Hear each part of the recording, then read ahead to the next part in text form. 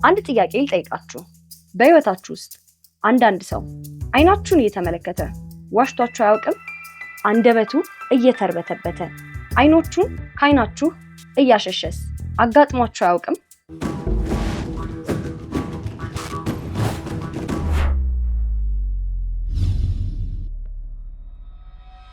እንኳን ወደ ቻናላችን በደህና መጣችሁ። ዛሬ ከሌሎች ቪዲዮዎች የተለየ ነገር ይዤላችሁ መጥቻለሁ። ማንም ሰው ሊዋሻችሁ አይችልም። ውሸታም ሰዎችን የምንለይበት 10 የሰውነት ቋንቋ ምልክቶች። ምን ያህል ጊዜ ትታላችኋል? በቤተሰብ፣ በጓደኛ፣ በአጋር፣ በስራ ባልደረባ። ምን ያህል ይህ ውሸት ህይወትህን ቀይሮታል፣ እምነትህን ሰብሮታል፣ ግንኙነትህን አፍርሶታል? ዛሬ በኤፍቢአይ የቀድሞ ኤጀንቶችና የስነ ልቦና ባለሙያዎች በጥናት የተረጋገጡ 10 የሰውነት ቋንቋ ምልክቶችን እነግራችኋለሁ። እነዚህን ካወቃችሁ በኋላ ማንም ሰው ሊዋሻችሁ አይችልም። ይልቅ ወደ ውስጥ ከመግባታችን በፊት አንድ ነገር ላስጠንቅቃችሁ። ይህ ዕውቀት እንደ ማይክሮስኮፕ ነው። አንዴ ካየህ በኋላ ዓለምን የምታይበት እይታ ይቀየራል። ይህን ቪዲዮ እስከ መጨረሻው ተመልከቱት። ምክንያቱም መጨረሻ ላይ አንድ ሰው ሲዋሻችሁ ምን ማድረግ እንዳለባችሁ ነግራችኋለሁ። አሁን ወደ ውስጥ እንግባ። መጀመሪያ አንድ ጥያቄ ልጠይቃችሁ። ውሸት ምንድን ነው? ብዙ ሰዎች ውሸት እውነት አለመናገር ነው ሊሉ ይችላሉ። ነገር ግን በሳይንሳዊ እይታ ውሸት ማለት በጣም ውስብስብ የሆነ የአእምሮ ህንፃ ነው። አእምሯችን እውነት ለመናገር የተፈጠረ ነው። አንድን ነገር ስንሰማ፣ ስናይ፣ ስንለማመድ ያከማቻል። ልክ እንደ ፋይል ማለት ነው። እውነት ስንናገር አእምሯችን ያከማቸውን መረጃ በቀላሉ ያወጣል። ይህ ማለት ልክ እንደ ኮምፒውተር ፋይል ከፍቶ ማንበብ ነው። ውሸት ስንናገር አእምሯችን 3 ከባድ ነገሮችን በአንድ ላይ ማድረግ አለበት። በመጀመሪያ እውነትን መደበቅ አለበት። ይህ ማለት ያህን ፋይል ዘጋው ማለት ነው። ሁለተኛው አዲስ ውሸት መፍጠር አለበት። ይህ ማለት አዲስ ፎልደር እንደ መክፈት ነው። ሶስተኛ ይህ ውሸት እውነት እንደሆነ ማሳመን አለበት። ይህ ሁሉ በአንድ ሰከንድ ስናደርግ አእምሮ ይጨነቃል፣ እጅግ በጣም ይጨነቃል። እና ይህ ጭንቀት ወደ ውጭ መውጣት አለበት። ምክንያቱም አካል ከአእምሮ መደበቅ አይችልም። አፍህ ውሸት ሊናገር ይችላል፣ ነገር ግን አይኖችህ፣ አካልህ፣ እጆችህ እውነትን ይናገራሉ።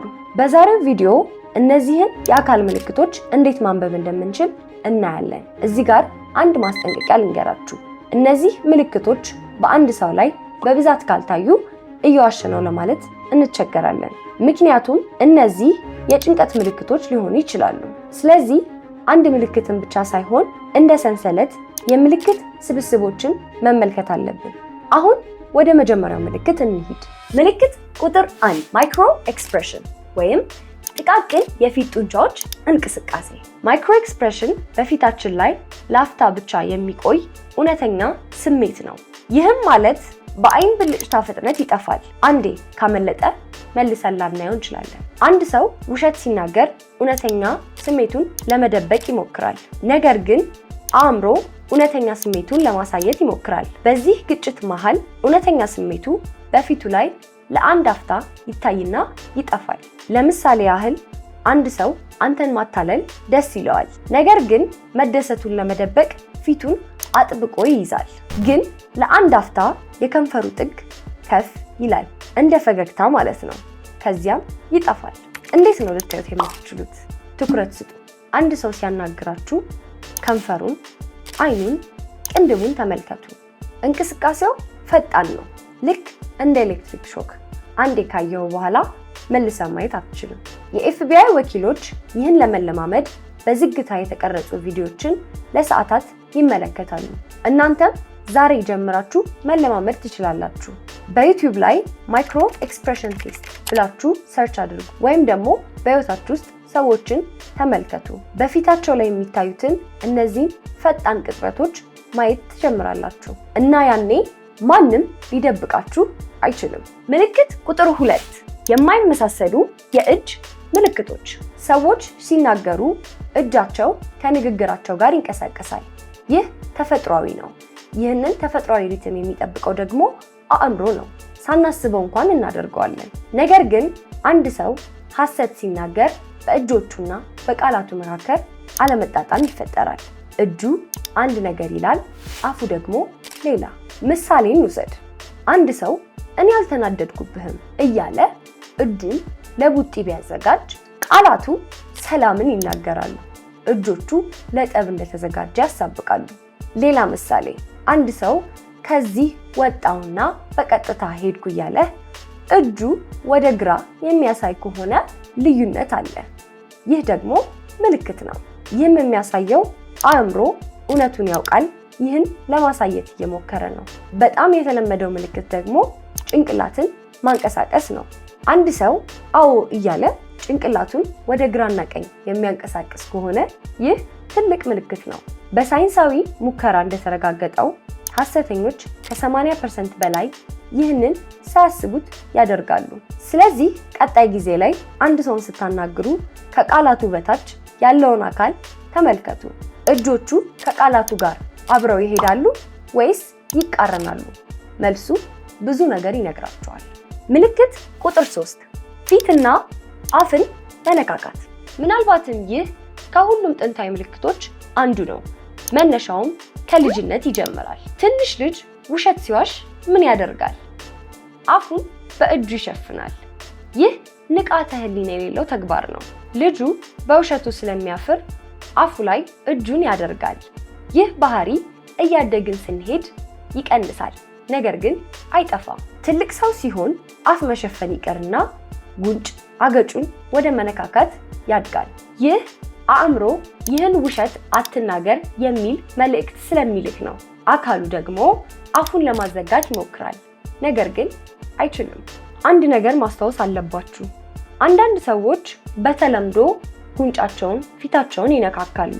ስለዚህ አንድ ምልክት ብቻ በቂ አይደለም። ሌሎች ምልክቶችን ማስተዋል ይኖርባቸዋል። ነገር ግን አንድ ሰው በተለምዶ እነዚህ ነገሮች የማያደርግ ከሆነና ጥያቄ ስትጠይቁት በድንገት እንዲህ ማድረግ ከጀመረ አንድ ነገር አለ ማለት ነው። ምልክት ቁጥር 4 የአይን ንክኪ። ስለ አይን ንክኪ ብዙ የተሳሳተ መረጃ አለ። አንዳንድ ሰዎች ሐሰተኞች አይንህን አይመለከቱም ይላሉ። ይህ እውነት ነው? እውነታው በጣም የተወሳሰበ ነው። አንዳንድ ሰዎች አይናችሁን አይመለከቱም፣ ምክንያቱም ያፍራሉ፣ ይጨነቃሉ። ነገር ግን አንዳንድ ሐሰተኞች ፍጹም ተቃራኒውን ያደርጋሉ። ከመጠን በላይ አጥብቀው ያንተን አይን ይመለከቱታል። እውነት እንደሚናገሩ ለማሳመን ሲሉ ልክ እንደ ሮቦት አይናቸውን አያንቀሳቅሱም። ስለዚህ ያልተለመደ ነገር መፈለግ አለብን። አብዛኛው ሰው ሲያወራ አይኑ ይንቀሳቀሳል፣ ወደ ሌላ ቦታ ይመለከታል፣ ከዚያን ይመለሳል። ይህ ተፈጥሯዊ ነው። ነገር ግን አንድ ሰው ሳያወላውል አይኑን አንተ ላይ ቢያሳርፍ ይህ የተጠና ንግግር ነው ማለት ነው። በኒውሮ ላንጉጅ ፕሮግራሚንግ መሰረት አንድ ሰው ሲያወራ ወደ ላይና ወደ ቀኝ የሚመለከት ከሆነ እየፈጠረ ነው ማለት ነው። ይህ ደግሞ ውሸት ነው። ወደ ላይና ወደ ግራ ሲመለከት ደግሞ እያስታወሰ ነው። ይህ ማለት እውነትን እየተናገረ ነው። በቀላሉ ዋና ማስተዋል ያለባችሁ ነገር ወደ ላይ እና ወደ ቀኝ ከተመለከተ ውሸት እያሰበ ነው ማለት ነው። ነገር ግን ወደ ላይ እና ወደ ግራ ከተመለከተ እውነታውን ለማስታወስ እየሞከረ ነው። ይህን ልማድ አድርጉት። አንድ ሰው ትናንት ማታ የት ነበርክ ስትለው አይኑ ወዴት ይሄዳል? መልሱን ለእናንተ ትቼዋለሁ። አሁን ወደ ቀጣዩ እንሂድ። ምልክት 5 መከላከያ ማበጀት። አንድ ሰው ውሸት ሲናገር በውሸቱ ሊያዝ እንደሚችል ያውቃል። ይህም እውቀት ጭንቀትን ይፈጥራል። ይህም ጭንቀት መከላከያ መፍትሄን ያመጣል። እጆቹን ማጣመር፣ እግሮቹን ማደራረብ ወይንም በመካከላችሁ ክፍተት መፍጠር ነው። ለምሳሌ ከአንድ ሰው ጋር እያወራ ነው። ከፊት ለፊት ተቀምጧል። ጥያቄዎችን ትጠይቀዋለህ። በድንገት እጆቹን ካጣመረ ወይንም ከፊቱ ያለውን ጠርሙስ አንስቶ በመካከላቸው ያደርጋል። እነዚህ ሁሉ ንቃተ ህሊና የሌለው ሰው ምልክት ናቸው። በአንድ ወቅት አንድ ሙከራ ተደረገ። ሰዎች ቃለ መጠይቅ ተደረገላቸው። አንዳንዶቹ እውነትን እንዲናገሩ፣ ሌሎቹ ደግሞ ሐሰትን እንዲናገሩ ተነገራቸው። በዚህም ጥናት ሐሰተኞች ከ70% የበለጠ እጃቸውን አንቀሳቅሰዋል። ሌላኛው መከላከያ ደግሞ አካልን ማዞር ነው። አንድ ሰው ከአንተ ጋር እየተነጋገረ ነው፣ ነገር ግን አካሉ ትንሽ ወደ ጎን ዞሯል። እግሮቹስ ወደ በር ያመለክታሉ? ይህ ማለት አእምሮ ማምለጥ ይፈልጋል ማለት ነው። ተመልከቱ፣ አካል በፍጹም አይዋሽም። ምልክት 6 የሰውነት ፊዚዮሎጂ ለውጦች። ውሸት ማምጣት ከባድ የአእምሮ ስራ ነው። እናም ይህ ከባድ የአእምሮ ስራ በሰውነት ላይ የተለያዩ ለውጦችን ያመጣል። አንደኛ፣ ላብ። አእምሮ ሲጨነቅ አድሬናሊን ይጨምራል። አድሬናሊን ሲጨምር ላብ ይመረታል፣ በተለይ በአፍንጫና በከንፈር አካባቢ። አንድ ሰው ምንም ምክንያት ሳይኖረው ብዙ ቢያልበው ይህ የጭንቀት ምልክት ነው። ሁለተኛ፣ መዋጥ። ጭንቀት ሲኖር ሰውነታችን ምራቅ ማምረት ይቀንሳል፣ አፍ ይደርቃል። ስለዚህ ሰዎች ብዙ ጊዜ ምራቃቸውን ይውጣሉ። አንድ ሰው ጥያቄ ስትጠይቀው ድንገት ምራቁን መዋጥ ከጀመረ ትኩረት ስጠው። ሶስተኛ፣ የእጅና የእግር መንቀጥቀጥ። ይህ ጭንቀትን ለማስወገድ ከሚደረጉ ሙከራዎች መካከል አንዱ ነው። አራተኛ፣ መቅላት። አንዳንድ ሰዎች ሲጨነቁ ፊታቸው፣ አንገታቸው ይቀላል። እስካሁንም እንዳልኩት እነዚህን ምልክቶች አንዳንድ ሰዎች በተፈጥሮ ሊያደርጉ ይችላሉ፣ ለምሳሌ አይናፋር ሰዎች። ስለዚህ የምልክት ስብስቦችን ማየት አለብን። የዛኔ የውሸት ጥላ መታየት ይጀምራል። ምልክት 7 የቃላት ተቃርኖ። ይህ በንግግር ውስጥ የሚታይ ነው። አንድ ሰው ሐሰት ሲናገር ታሪኩን መቀጠል ይከብደዋል። ምክንያቱም እውነት አንድ ነው፣ ሐሰት ግን ብዙ ሊሆን ይችላል። ስለዚህ ታሪኩ ይለዋወጣል። መጀመሪያ ስትጠይቀው አንድ ነገር ይልሃል፣ ደግመህ ስትጠይቀው ሌላ፣ ከዚያ በኋላ ደግሞ ሌላም ይመልስልሃል። ለምሳሌ ትናንትና የት ነበርክ ስትለው መጀመሪያ ቤት ነበርክ ይልሃል። ከዛ በኋላ ጓደኛዬን አገኘው፣ ከዚያ በኋላ ደግሞ ሱቅ ሄጄ ነበር። ታሪኩ የተቀያየረ ከሆነ ሐሰት ነው ማለት ነው። ሌላው ምልክት ደግሞ ጥያቄን መድገም ነው። የት ነበርክ ስትለው የት ነበርኩ ብሎ ይጠይቅሃል። ውሸት ጊዜ ይፈልጋል። ጥያቄ ሲጠይቅ ደግሞ ያህን ጊዜ ያገኛል። ሌላው ምልክት ደግሞ በንግግር መካከል እንደዚያ፣ እንደዚህ እያለ ጊዜን ይወስዳል። እውነተኛ ትውስታ ልክ እንደ ውሃ ፈሳሽ ነው፣ ያለማመንታት ይፈሳል። ሐሰት ግን እንደ ድንጋይ ነው፣ እየተሰነካከለ ነው የሚደርሰው። ምልክት 8 ያልተለመደ የአነጋገር ዘይቤ። ሐሰተኞች ብዙውን ጊዜ ከመጠን በላይ ይናገራሉ። ለምን? እንዳይሳሳቱ ስለሚፈሩ። እያንዳንዱን ቃል በጥንቃቄ ይመርጣሉ። እውነተኛ ሰው ግን አንዳንዴ ይሳሳታል፣ አንዳንዴ ይረሳል። ሌላው ምልክት ርቀትን መፍጠር ነው። ሐሰተኞች እኔ የሚለውን ቃል ያስወግዳሉ። ለምሳሌ እኔ አልሰረቅኩም ከማለት ይልቅ ያ ገንዘብ አልተወሰደም ይላሉ። ራሳቸውን ከድርጊቱ ያሸሻሉ። ሳይንሳዊ ጥናቶች እንደሚያሳዩት ሐሰተኞች ከእውነተኞች 30% የበለጠ ማጉያ ቃላትን ይጠቀማሉ። በእርግጥ፣ በፍጹም፣ ሙሉ በሙሉ እኚህንና የመሳሰሉትን ቃላት ይጠቀማሉ። እንዲሁም የሚናገሩበት ፍጥነት ይቀየራል። አንዳንድ ሰዎች በፍጥነት ያወራሉ፣ አንዳንድ ደግሞ በዝግታ። አንድ ሰው በተለምዶ ከምታውቁት አወራሩ ከተቀየረ ይህ ሌላ ምክንያት አለ ማለት ነው። ምልክት 9 ከመጠን ያለፈ መረጃ መስጠት። ይህ በጣም የተለመደ የሐሰተኞች ባህሪ ነው። ለምን? ምክንያቱም መታመን ስለሚፈልጉ። አንድ ሰው እውነት ሲናገር ጥያቄውን በቀጥታ ይመልሳል፣ አያጣጥልም፣ አይጨምርም። ለምሳሌ ስንት ሰዓት ቤት ደረስክ ስትለው እውነተኛ ሰው 6 ሰዓት ሊል ይችላል፣ ወይም የደረሰበትን ሰዓት ይነግርሃል። ሐሰተኛ ሰው ግን 6 ሰዓት ላይ ገባው፣ ከዚያ ሱቅ ሄድኩኝ፣ ጓደኛዬን አገኘው፣ ቡና ጠጣው ይልሃል። ምን አለፋህ ብለህ ከሰማኸው ብዙ ይነግርሃል። ለምን ይህን ሁሉ ታሪክ ይነግረኛል ብለህ ካሰብክ፣ ምክንያቱም እውነት ካልሆነ ተጨማሪ ዝርዝሮች እንዲታመን ያደርጋል ብሎ ስለሚያስብ ነው። ነገር ግን ይህ በስነ ልቦና የውሸት ምልክት ነው። ምክንያቱም እውነት ቀላል ነው፣ ውሸት ውስብስብ ነው። እውነት ብዙ ዝርዝር አያስፈልገውም፣ ውሸት ግን ብዙ ማብራሪያ ይጠይቃል። ሌላው ምልክት ደግሞ ያልተጠየቀውን መረጃ መስጠት ነው። አንተ አንድ ነገር ትጠይቀዋለህ፣ እሱ ሌላ ነገር ይላል፣ አሁንም ሌላ ነገር ይላል። ትኩረትህን ይሰርቀዋል። ቀጥተኛ ያልሆነ መልስ ሁልጊዜም ጥሩ ማስጠንቀቂያ ነው። ምልክት 10 የልብ ስሜት ወይም ኢንቱዊሽን። ከሁሉም ምልክቶች በኋላ ሳይንስ ሊገልጸው ያልቻለው ነገር ግን እያንዳንዳችን ጋር ያለ ነገር ነው። የሆነ ነገር አልጣመኝም የሚል ስሜት፣ ነገር ግን ምክንያት አታገኝለትም፣ ግን ውስጥህ ያውቀዋል። ከአንድ ሰው ጋር እያወራህ ነው። ቃላቱ ትክክል ናቸው፣ ፊቱ ጸጥ ብሏል። ነገር ግን በሆድ ውስጥ አንድ ነገር ተጠንቀቅ ይልሃል። በጀርባ አንዳች ነገር ይሰራጫል። ያ ያንተ ንቃተ ህሊና ነው። አንተ በማታውቀው መንገድ አንድ ያልተጣጣመ ነገር አይተሃል።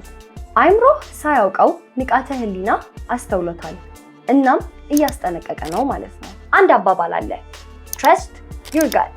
ምን ያህል ጊዜ በንግግር መሃል የሆነ ነገር እንዳለ ተሰምቶ ነገር ግን ምክንያት ስለሌለ ችላ ብለህ ትተኸዋል። ያ ስሜትህ ትክክል ነበር። አእምሮ ቃላቱን እየሰማ፣ ንቃተ ህሊና ደግሞ አካሉን እያነበበ ነበር። ስለዚህ እነዚህን ሁሉ ምልክቶች ተመልክተናል። ነገር ግን በራስህ ስሜት ተማመን። አንድ ነገር ከተሰማ ምክንያት ማግኘት ባትችልም ዝም ብለህ አትተወው። ልብህ የሚያውቀውን አክብር። እሺ፣ እነዚህን 10 ምልክቶች አስተዋልክ። ይህ ሰው እንደዋሻ አውቀሃል። ልብህ እየመታ ነው። አሁን ምን ታደርጋለህ? ብዙ ሰዎች የሚሳሳቱት እዚህ ጋር ነው። ወዲያው ውሸት ነው ይላሉ። ይህ ግን ስህተት ነው። ምክንያቱም ሰውየው ቀድሞ ዲፌንሲቭ ይሆናል። ከዚያ በኋላ ምንም ማውጣት አትችልም። ጦርነት ትጀምራለህ። በምትኩ እንደ FBI ኤጀንት እነዚህን 3 ነገሮች አድርግ።